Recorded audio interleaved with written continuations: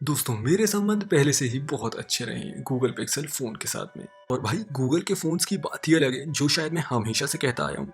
Google के phones में ऐसी-ऐसी चीज़ें होती हैं, मतलब अलग-अलग सी बढ़िया-बढ़िया से एनिमेटेड सॉफ्टवेयर लगा रखे हैं, जो आप प्रैक्टिकली चलाओगे तो बिल्कुल मैजिक जैसा लगता है, जो बाकी फ़ोन्स तो बिल्कुल कर ही नहीं सकते। पर कभी-कभी इन फ़ोन्स के ऊपर मुझे बहुत ज़्यादा गुस्सा भी आता है, क्योंकि ब्लॉकर्स इनमें एक बहुत बड़ा इश्यू है, इसलिए हम इतने बढ़िया सॉफ्टवेयर के ऊपर कभी ध्यान नहीं दे पाते। भाई मैं पर्सनली बताऊँ तो मुझे इसकी बिल्ड क्वालिटी से थोड़ी दिक्कत है, भाई इसके कैमरे से भी मुझे थोड़ा-सा इश्यू है। और भाई बाकियों के कंपैरिजन में फ़ोन अभी भी बहुत ज़्यादा स्लो वर्क करता है। तो ये है पिक्सल 9 प्रो और 9 प्रो एक्सएल, जिनको मैं अभी पर्सनली भी यूज़ कर रहा हूँ। और ये एक बहुत इंटरेस्टिंग सिचुएशन है, उनके पास एक बहुत बढ़िया मौका है इन फ़ोन्स को बहुत अच्छा प्रूव करने का। मतलब ये फ़ोन्स मेरे फेवरेट फ़ोन्स भी हो सकते हैं। तो ये है पिक्सल 9 प्रो और 9 प्रो एक्सएल का बॉक्स। इसका बॉक्स तो बहुत अच्छा है, बट बहुत खाली-खाली सा है। इसमें आपको फ़ोन, एक केबल और एक एजेक्टर टूल मिल जाता है। चलो एटलीस्ट अब मेरा काम इससे थोड़ा जल्दी हो जाएगा। और भाई मैं बताऊं तो ये सबसे बेस्ट बिल्ड पिक्सल है अभी तक का। जब आप इनको हाथ में पकड़ोगे तो ये बिल्कुल आईफोन 15 प्रो मैक्स जैसा लगता है। इसकी डायमेंशंस भी सिमिलर है, इसकी साइड्स भी सिमिलर है, बस थोड़ी सी कर्व्ड है। और भाई इसका वेट भी बिल्कुल सेम है। मुझे अभी भी याद है, मैंने एक पोस्ट में पढ़ा था कि गूगल खरीदने वाले ज्यादातर लोग एक्स आईफोन यूजर्स होते हैं, ना कि सैमसंग यूजर्स। भाई मुझे बहुत हैरानी होगी अगर ये सिमिलरिटीज जानबूझ के ना करी हो एप्पल फैंस को अपनी तरफ अट्रैक्ट करने के लिए। और अगर ऐसा नहीं है फिर ये बहुत अच्छी चीज़ है। इसकी साइड्स पिछली बार से ज़्यादा ग्रिपी हैं, जिसकी वजह से अब फ़ोन स्लिप नहीं कर रहा है और दिखने में भी बहुत क्लासी सा लग रहा है। स्क्रीन बेजल्स को भी बहुत कम कर दिया है। ये गूगल का अभी तक का सबसे सॉलिड कंस्ट्रक्टेड फ़ोन है, जिसको कितना भी मोड़ दो ये मुड़ता नहीं है। और आपने अगर इसे अभी तक नहीं देखा है तो भाई मैं बता दूं, ये जेरी ड्यूरेबिलिटी टेस्ट को भी लगभग पास कर चुका है। मुझे पिछले कुछ सालों से ऐसा लग रहा है कि गूगल्स के फ़ोन बस एक डब्बा बन के रह जाएंगे। और आप भी जानते हैं कि classic downward companies tech product में काफ़ी चीज़ें बहुत ज़्यादा अच्छी नहीं होती हैं, इसलिए ये बहुत ज़्यादा बिकता नहीं है। और फिर इन कंपनीज में कमाई भी कम होती है, और फिर ये ज़्यादा इन्वेस्टमेंट भी नहीं करते हैं, इसलिए इन कंपनीज में कभी इंप्रूवमेंट नहीं हो पाती है। इसके अलावा भाई गूगल अपने आने वाले फाइनल प्रोजेक्ट्स को कैंसिल करने के लिए भी बहुत ज़्यादा फेमस है। और इन्होंने इस बार पिक्सल को इतनी अच्छी तरीके से रीडिज़ाइन किया है, जिसको देख के ही समझ में आ रहा है कि अभी गूगल कितना ज़्यादा अच्छा काम करने की कोशिश कर रहा है इतने सारे स्मार्टफोन्स की वॉर में। भाई जितना ज़्यादा आप इन फ़ोनों को यूज़ करोगे, उतना ब्रीफली आप ये समझ पाओगे कि ये फ़ोन्स इतने अच्छे क्यों हैं। मैं नॉर्मली केस के बारे में बात तो नहीं करता हूँ, लेकिन अगर आप फ़ोन लेंगे तो केस कुछ ऐसा दिखता है। इसमें मटेरियल बहुत सॉफ्ट यूज़ किया है, इसमें फिंगरप्रिंट्स भी नहीं आते हैं, ना स्क्रैचेस आते हैं। कैमरा मॉड्यूल भी केस के साथ बिल्कुल फिट आ जाता है, जिसकी वजह से चलाने में भी और स्मूथ सा लग रहा है। अंदर भी बहुत सॉफ्ट मटेरियल है, लोगो और बटन्स मेटल के हैं, और कवर के साथ अब फ़ोन और भी खूबसूरत लग रहा है। और भाई मस्त बात तो ये है, फ़ोन और केस बिल्कुल फिटिंग के हैं, और भाई केस का हर एक कटआउट एग्जैक्टली बिल्कुल परफेक्ट कट है। नॉर्मली आपको भी पता ऐसा होता नहीं है, कई बार चीज़ें परफेक्ट नहीं बन पाती। और भाई ऐसा नहीं है कि यहाँ सिर्फ डिज़ाइन अच्छी है, यहाँ ऊपर ऑप्टिकल फिंगरप्रिंट स्कैनर भी है, जो पिछली बार से बहुत ज़्यादा अपग्रेड किया है। जो भाई मेरे मेजर प्रॉब्लम्स में से एक था, जिसको इन्होंने अपग्रेड करके अल्ट्रासोनिक स्कैनर कर दिया है। बेसिकली इसमें लाइट्स की जगह साउंड वेव्स फेंकता है, जो फिंगरप्रिंट्स को स्कैन करने में हेल्प करता है। अब ये 3 डायमेंशनल में भी फिंगरप्रिंट्स को स्कैन कर सकता है, जो भाई सुनने में भी थोड़ा सा काल्पनिक सा लगता है। इसमें मुझे सिग्नल्स की तो अभी तक कोई प्रॉब्लम समझ नहीं आई है, और सिग्नल इशू के भी कई कारण होते हैं, इसलिए अभी कुछ भी कहना गलत होगा। मैंने फ़ोन को लेके 2-3 घंटा ट्रैवल किया, और भाई एक चीज़ तो मैं समझ गया, फ़ोन में सिग्नल्स की बहुत बड़ी प्रॉब्लम है। पूरे रास्ते 4G और 5G में ये जंप करता रहा, और भाई 4-5 मिनट तो मुझे सिग्नल्स ही नहीं मिले। और इसका न्यू मॉडम बहुत अच्छे से काम कर रहा है, जो इन्होंने पिक्सल के अंदर अपग्रेड किया है। और मेरा नॉर्मल एक्सपीरियंस फ़ोन का ये है, ये बढ़िया काम कर रहा है। हर एक सिंगल एनिमेशन को टच करने में एक वाइब्रेशन फील होती है। इवन अगर आप ब्राइटनेस को भी कम ज़्यादा करोगे तो ये वाइब्रेट करता है। इसके अलावा और कोई कमी महसूस नहीं हुई है मुझे अभी तक। और भाई सच बताऊं तो ये अभी तक का सबसे अच्छा पिक्सल फ़ोन है इसकी हिस्ट्री में। और इसकी बैटरी, शिट, बैटरी तो चार्ज ही नहीं है, 8% है सिर्फ। तो इसको लगाते हैं चार्ज में। मेरे हिसाब से पिक्सल प्रो की बैटरी बहुत ज़्यादा अच्छी नहीं है, पर पिक्सल प्रो में लगभग 6.5 घंटे ऑन स्क्रीन चल जाती है, और प्रो एक्सएल में लगभग 7 घंटे आराम से चलती है, जो मेरे सैमसंग से थोड़ी सी कम है, पर नॉर्मल यूज़र्स के लिए बहुत ज़्यादा है। और अब इसमें ओवर हीटिंग भी बिल्कुल नहीं होती है, और इसके लिए इन्होंने कोई बहुत बड़ी रॉकेट साइंस यूज़ नहीं करी है। इन्होंने फ़ोन के अंदर वेपर चैम्बर लगा दिया है, जो इसके कॉम्पिटिटर्स बहुत पहले से करते हुए आ रहे हैं। इसमें बहुत सारे नॉक ऑन इफेक्ट्स हैं, जिसकी मदद से अब ये ओवर हीट नहीं होता है। मतलब आप अब गर्मियों के दिनों में भी बाहर बैठ के फ़ोन चला सकते हो, या लगातार वीडियो रिकॉर्डिंग कर सकते हो और आप गेम भी खेल सकते हो। ये बिल्कुल भी ओवरहीट नहीं करता है। और भाई हमने इसमें 3D mark stream stress test भी किया है, देखने के लिए कि किसमें कितने परसेंट आते हैं। और भाई इस टेस्ट में गैलेक्सी S24 में 57% स्टेबिलिटी आई, मतलब 30 मिनट में इसने 57% परफॉर्मेंस शो करी, जबकि पिक्सल में 71.7% स्टेबिलिटी दिखा रहा था। पर ये इसकी पूरी कहानी नहीं है, क्योंकि यहाँ पर पिक्सल की स्टेबिलिटी स्कोर ज़्यादा आया है, जबकि सैमसंग की परफॉर्मेंस भी लगभग बराबर है। बस कुछ पॉइंट्स का फ़र्क है दोनों के बीच। हर साल पिक्सल में परफॉर्मेंस की कमी होती है, जिसको हर साल गूगल ठीक करता रहता है AI बैंडेड को लगा के, और इसकी वजह से इसमें अभी भी उतनी अच्छी परफॉर्मेंस नहीं है। और पिक्सल 9 प्रो में टेंसर G4 चिप आपको मिल जाती है, जो अभी भी कहीं ना कहीं बाकी फ़ोन से कम है। जैसे सैमसंग, एप्पल, वन प्लस, इन कंपनीज की परफॉर्मेंस बहुत ज़्यादा फास्ट होती है किसी भी टास्क को परफॉर्म करते समय, जबकि गूगल के फ़ोन ये सोचने में बहुत ज़्यादा टाइम लगा देते हैं कि भाई करना क्या है। छोटी छोटी चीज़ों में, जैसे आप फुल रेजोल्यूशन में फोटो ले रहे हो और आपने जूम कर दिया, तो ये वही टाइम लगा देगा भाई फोकस करने में। हो सकता है कि इसकी फ़ोन की स्टोरेज से इसका कोई लेना देना हो। मैंने इसको पर्सनली टेस्ट करके देखा है, और भाई ये टाइपिंग और रीडिंग में भी सैमसंग से बहुत ज़्यादा स्लो है। इसी से समझ में आता है कि ये इतना स्लो काम क्यों करता है। भाई मैं ऑनेस्टली बताऊं तो पहले हमें पिक्सल प्रो के 75,000 के करीब कुछ पे करना पड़ता था, बट इसको बढ़ा के गूगल ने 92,000 कर दिया है। भाई ये बहुत ज़्यादा है इसके लिए। गूगल ने जैसा इंट्रोड्यूस किया था, मैं सोच रहा था कि ये बिल्कुल वैसा ही आएगा। इन चीज़ों को देख के लग रहा था कि गेमिंग इसमें बिल्कुल इम्पॉसिबल है, बट भाई इसमें ज़ेन ज़ोन 0 है। ये फ़ोन गेम्स चलाने जितना मुश्किल है। मैंने इसको 2-3 घंटे खेला, और भाई ये बढ़िया बिना इशू के चला, बिना किसी हीटिंग के। और अब इस चिप के साथ में आपको 16 GB रैम मिलती है, और इसमें AI फीचर्स को भी अपग्रेड किया है, जो 50% ज़्यादा तेज़ी से काम कर रहे हैं, जिसकी ऑब्वियसली ज़रूरत भी थी। और पिछली बार के पिक्सल 8 को देख के ये अलग ही समझ में आ रहा है कि इस बार गूगल ने फ़ोटो एडिटिंग में भी बहुत अच्छा काम किया है, क्योंकि ये पहले छोटी सी एडिटिंग में भी बहुत ज़्यादा टाइम लगा देता था। ये चीज़ें गूगल ने अच्छी अपग्रेड करी है इस बार, जिसकी वजह से मेरा ब्लड प्रेशर भी इस बार थोड़ा कम बढ़ रहा है। और इसमें अभी भी बहुत सारे AI फीचर्स नहीं हैं जिसकी गूगल ने बात करी थी, मतलब हाफ ब्रेक हैं। और मुझे इसलिए पता है क्योंकि मैंने इस बार हर एक AI फ़ोन को देखा है। लेकिन 3 चीज़ें जो मुझे पसंद आई हैं, और इसके बारे में गूगल ने भी बहुत बात करी है इस बार, वो है ऐड मी। इसमें यह है कि अगर आप कहीं बाहर हो ग्रुप के साथ में, और आपको पूरी ग्रुप की एक साथ फ़ोटो लेनी है, तो अगर कोई एक्स्ट्रा बंदा नहीं है फ़ोटो खींचने वाला, तो आप एक एक करके फ़ोटोज़ को ले लो, और ये सॉफ्टवेयर की मदद से सब फोटोज़ को एक साथ मर्ज कर देगा।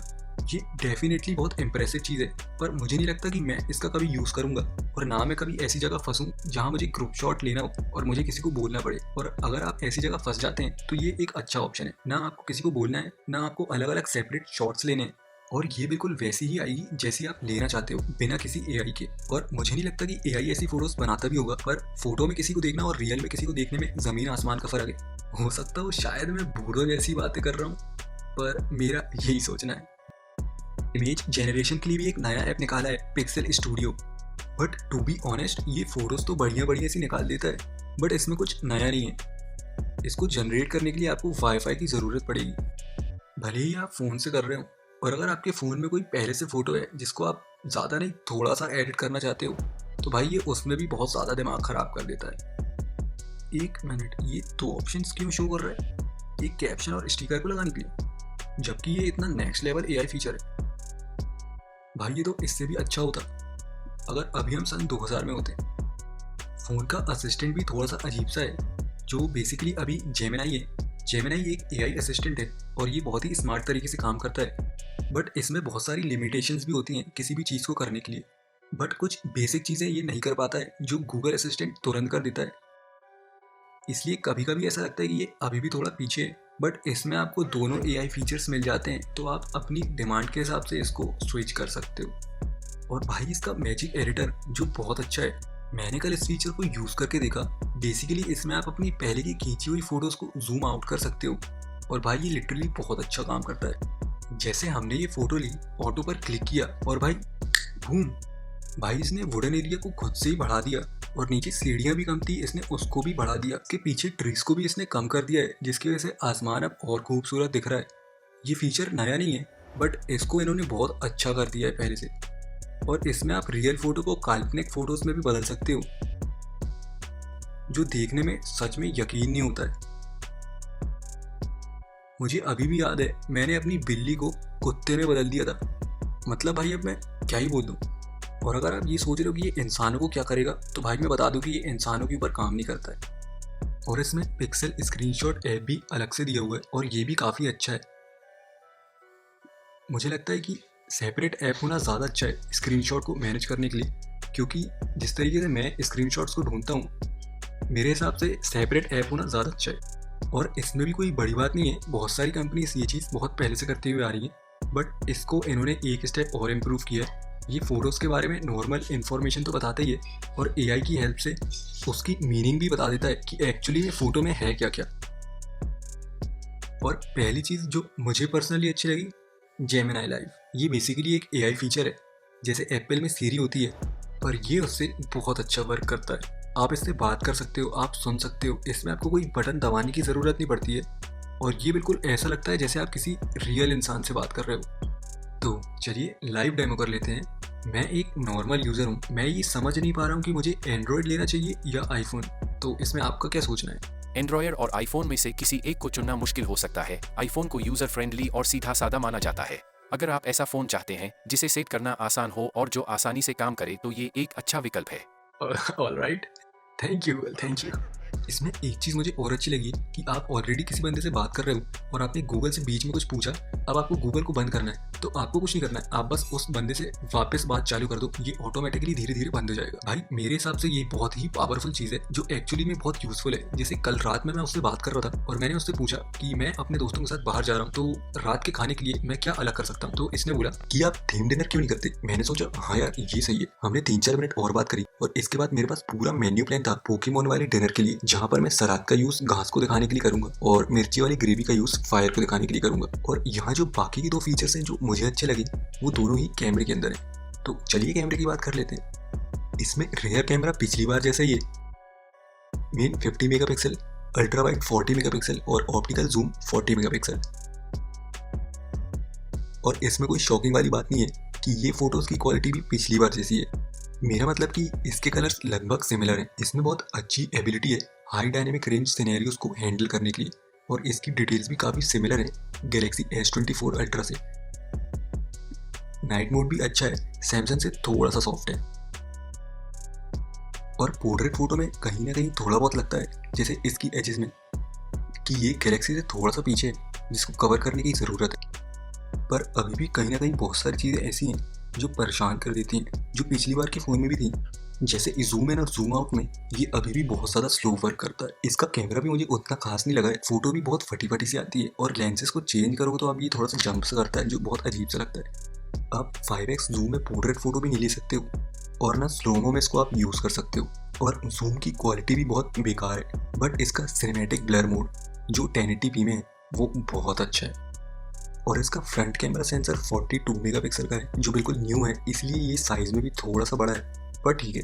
इसके जैसा वाइड मोड मैंने पहले कभी नहीं देखा है, ये बहुत अच्छा है, जिससे आप ग्रुप फोटोज भी ले सकते हो। इसकी डिटेल्स काफ़ी अच्छी हैं, और इससे आप 4K वीडियोस भी बहुत आराम से रिकॉर्ड कर सकते हो, क्योंकि इस बार इन्होंने पिक्सल में फ्रंट कैमरे में भी बहुत अच्छा काम किया है। एक और एआई फीचर है वीडियो बूस्ट। ये थोड़ा सा अजीब सा है क्योंकि ये सिर्फ रेयर कैमरे में काम करता है, और इसमें आपके पास वीडियो को बूस्ट करने का ऑप्शन होता है। उस ऑप्शन को सिलेक्ट करते हो तो ये आपकी वीडियोस को अनप्रोसेस्ड में रखता है। जैसे ही आप किसी वाईफाई को कनेक्ट करते हो तो ये डायरेक्ट आपकी वीडियो को क्लाउड में अपलोड कर देता है, और ये गूगल का सुपर पावर डाटा सेंटर है, फोन से भी ज़्यादा अच्छे से प्रोसेस करता है। ये वीडियो के कलर्स, डायनेमिक रेंज और स्टेबलाइजेशन को इम्प्रूव कर देता है। रात की धुंधली वीडियो को एकदम ही क्लियर और शार्प बना देता है, जो पिछले पिक्सल फोन्स में बिल्कुल नहीं हो पाता था। और भाई ये वीडियो के रेजोल्यूशन को भी 8K तक बढ़ा देता है, पर देखने में ये ऐसा लगता है जैसे कोई स्कैम हो, बट ये सच में अच्छा है।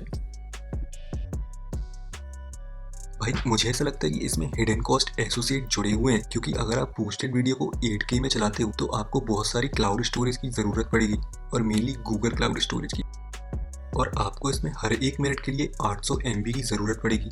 और भाई इसके अलावा आपको अपने फ़ोन के साथ भी बहुत ज़्यादा सावधान रहना होगा कि आप दूसरों के वाईफाई से कनेक्ट ना हो जाओ, क्योंकि ऐसे में अगर आप अपनी फ़ोटो को बूस्ट कर रहे होगे तो आप अनजाने में सामने वाले का लगभग 10 GB नेट उड़ा चुके होगे, और आपको पता भी नहीं चलेगा। और ये मेरा पर्सनल एक्सपीरियंस है जो आपको पॉपुलर नहीं बनाएगा। ये सारी ऐसी चीज़ें हैं जिससे ये साबित होता है कि गूगल पिक्सल फ़ोन को बनाना अभी बंद क्यों नहीं कर रहा है। मेरा मतलब है कि अगर ये फ़ोन सक्सेसफुल होते हैं तो इनकी सर्विसेज भी सक्सेसफुल हो जाएंगी और ना केवल गूगल फोटोज़ बल्कि जेमिनी एआई भी सक्सेसफुल हो जाएगा, क्योंकि ये सबसे अच्छा तरीका है फ़ोन के थ्रू लोगों तक पहुंचने का। और ये भी क्लियर है कि गूगल ही एक ऐसी कंपनी है जो अभी भी top of the line pro phones को शिपिंग कर रही है, जिसकी स्टार्टिंग 128 GB ऑनबोर्डिंग से है। और क्योंकि सच बताऊं तो 256 GB के लिए 8,000 रुपये एक्स्ट्रा देना मुझे बहुत ज़्यादा अजीब लगता है। और लास्ट चीज़ जो मैं कैमरे के बारे में बताना चाहता हूँ वो है पैनोरामा मोड। ये बेस्ट फ़ोन है पैनोरामा लेने के लिए। इसको लेना बहुत इजी है और इसकी डिटेलिंग भी बहुत ही अच्छी है। ओके, तो क्या ये फ़ोन अच्छा है? हाँ, ये फ़ोन अच्छा है। मेरे हिसाब से पिक्सल 9 प्रो में 70% इम्प्रूवमेंट है इसका कैमरा और परफॉर्मेंस और एआई फीचर्स में। भाई ये सारी चीज़ें एक क्लासिक गूगल प्रोडक्ट्स के साथ देता है, जैसे कि मज़ेदार सॉफ्टवेयर, वो भी 7 साल के एंड्रॉयड अपडेट्स के साथ। और कुछ एक्स्ट्रा चीज़ें हैं जिसके बारे में मुझे पता भी नहीं था। मुझे नहीं पता था कि री डिज़ाइन इतना अच्छा होगा, और ये केस जो मुझे पर्सनली बहुत अच्छा लगा। तो थैंक यू सो मच ये वीडियो पूरा देखने के लिए। अगर आपको ये वीडियो अच्छा लगा तो लाइक, शेयर और सब्सक्राइब करना मत भूलना। मिलते हैं अगले वीडियो में, तब तक के लिए गुड बाय।